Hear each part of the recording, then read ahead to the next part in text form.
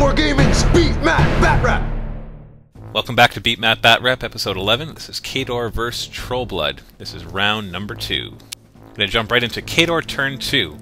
Now my strategy here, of course, is to advance, go under shield wall, and get ready for him to charge in, because I know that's what he always likes to do. So my Man-O-War shock troopers are going to move up, go into shield wall, and then the Iron Fang pikemen are going to be right behind them in shield wall, so that if the Man-O-Wars die, then the Iron Fang pikemen are ready to retaliate. So they're all moving up cautiously under shield wall. This group will also move up. It only has 5 speed because of the upkeep spell that gives it the Iron Flesh spell, as I figured out what it was called, which gives them +3 defense but -1 speed. And then the Demo Corps, they're going to run. They do not have shield wall, so they're going to stay somewhere in the middle. So if they get charged, then there's guys on either side. And then the Jacks are just going to move up right behind. The Berserkers can run without focus.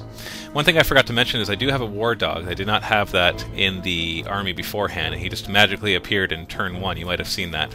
I had forgotten that he was in the army, so we just dropped him in there.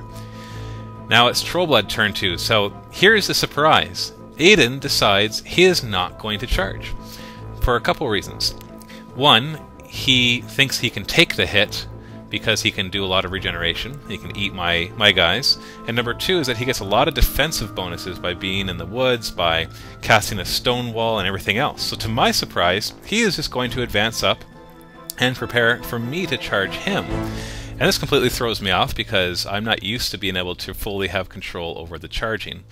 And instead he's the one that moves up. Now the only problem, as you're going to see, he's casting a lot of the animi, by the way, the Wild Aggression and the other ones as well, that give them extra defense, extra armor, extra strength, all sorts of fun stuff that let them to really have a lot of strength. And he's dropping down the wall there, so it's very hard to get good charges in. Basically his plan, as he told me, was to put his guys in a position that it's hard for me to get all my guys in there, and so my charge will be less effective than it could be.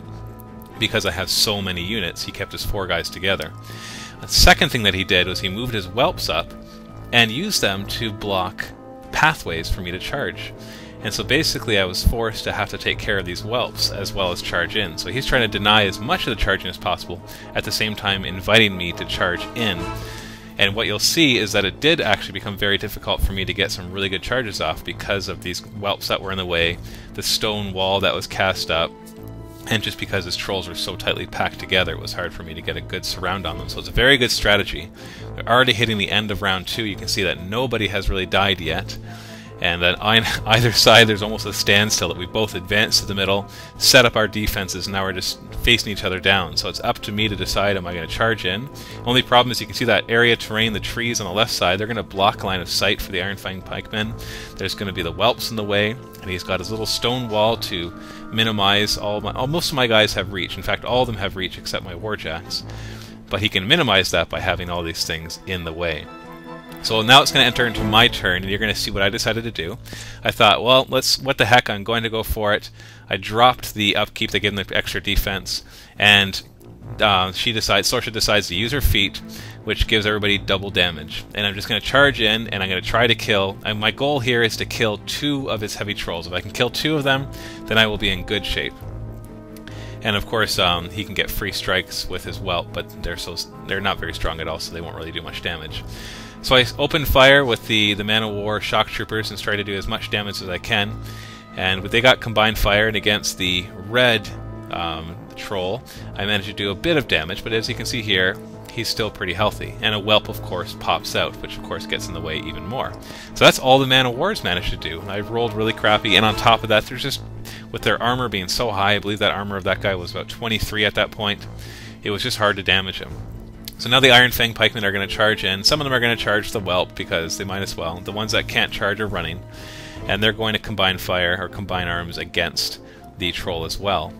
And I managed to do a bit more damage against him. So combined, they managed to do somewhat, but a troll that's not dead is going to be able to regenerate hit points by eating whelps and also by snacking on all my models, as I find out after.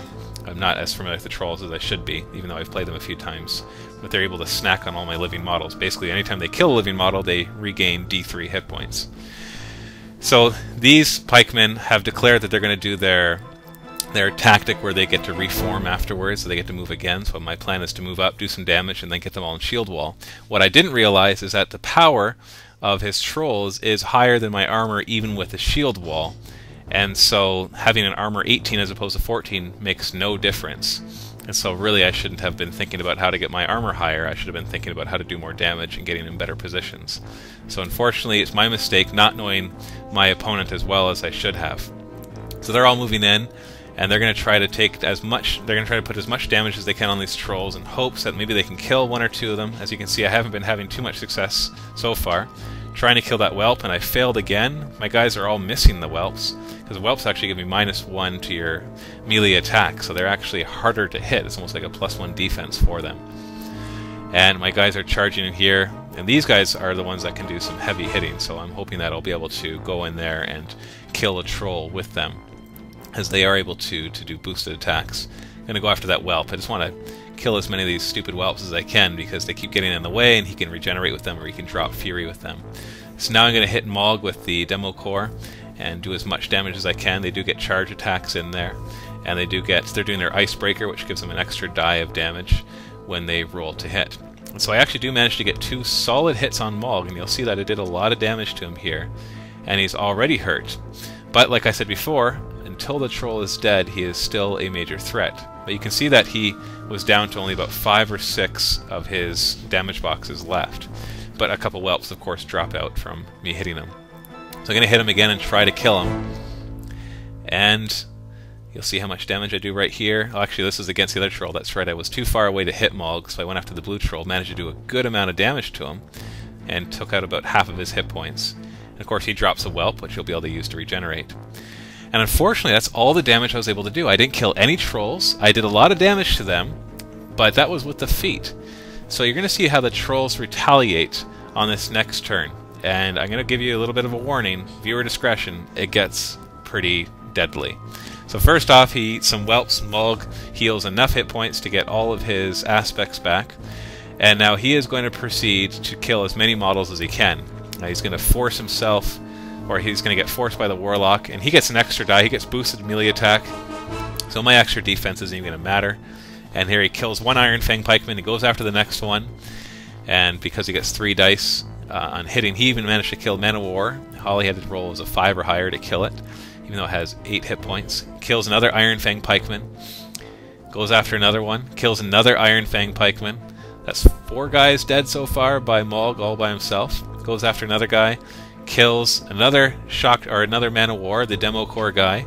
So he's killed 5 so far, or I don't know, I've lost count at this point. He's killed another Man of War, and then he goes after another Iron Fang Pikeman. So by himself, Mog killed, looks like 7 guys. So he gets to regenerate 7d3, and look how much he is wiping off here. And so even though I did all that damage, he got a lot of it back. And now he's eating whelps with his other trolls to regain some of his hit points, and he's just going to go nuts, and he's going to just use all his fury to get extra attacks. He doesn't even need to boost anything. So he kills a Man of War. He goes after. He's able to move. They're able to force themselves to move an inch after they kill a model. And he goes after another guy and manages to do some damage to him. Does not kill him, so he hits him again with an extra attack and kills him. Now you might be thinking, well, they have the big disadvantage with hordes is that he's going to have all these extra fury that he's not going to be able to pull off, and you're going to see how he's going to manage that, because the whelps, for one thing, allow him to drop fury, and so he's able to do this more than once. And then he regenerates by eating all those living models, and he takes back a lot of his hit points. Now his Stone Scribe guys are the Creel Stone Bearer, and his Stone Scribes are moving up. They're going to try to do some damage. They're not nearly as strong. The one tries to hurt the Iron Fang, but fails to hit him. The other one tries to hit the other Iron Fang, but he fails to hit him, so they don't really do much damage. Now his Warlock moves up, and I'm thinking, oh good, he's exposing him, so I'll be able to at least maybe go for a caster kill if he does not do enough damage. But he does manage to kill the Iron Fang Pikeman, which opens up the area in front of him for his trolls to then move up and block, and on top of that you'll see a stone wall go down. So now his Mauler moves up and proceeds to do the same thing as all of his brothers, and starts hitting and just eating and eating and eating, killing Iron Fang Pikeman after Iron Fang Pikeman, and just being able to snack on all of them. I don't remember if he took damage. I think he took a bit of damage, which he's then able to, of course, recuperate.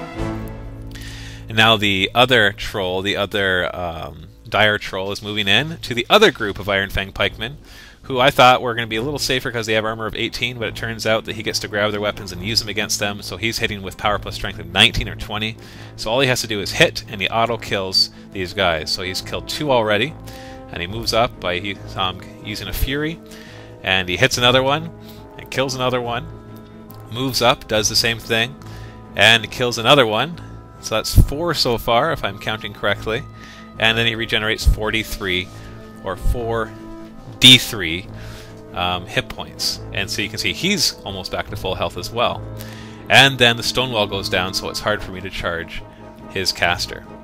And then he's moving up his Feral Geist, or Feral Ghoul, or whatever the thing is that is able to then take over trolls when they die. And he moves up, and that's what he did on his turn 3. And you can go ahead and leave a comment below who you think is going to win. As you can see, there are a lot less Khador on the board, and all of his trolls are still alive. I think the only casualties he suffered so far are some whelps, and some of those were even because he ate them, so it's not even true casualties as he gets to regenerate those hit points. And you can see that it's starting to get a little desperate for the Khador already in turn 3, which is kind of what I predicted, but we're going to see if in turn 4 I'm able to do something. Leave a comment below who you think is going to win, why you think they're going to win, and then watch round 4 and see if you're right. So I will see you in the next round. Visit miniwargaming.com to see our videos 1 month early.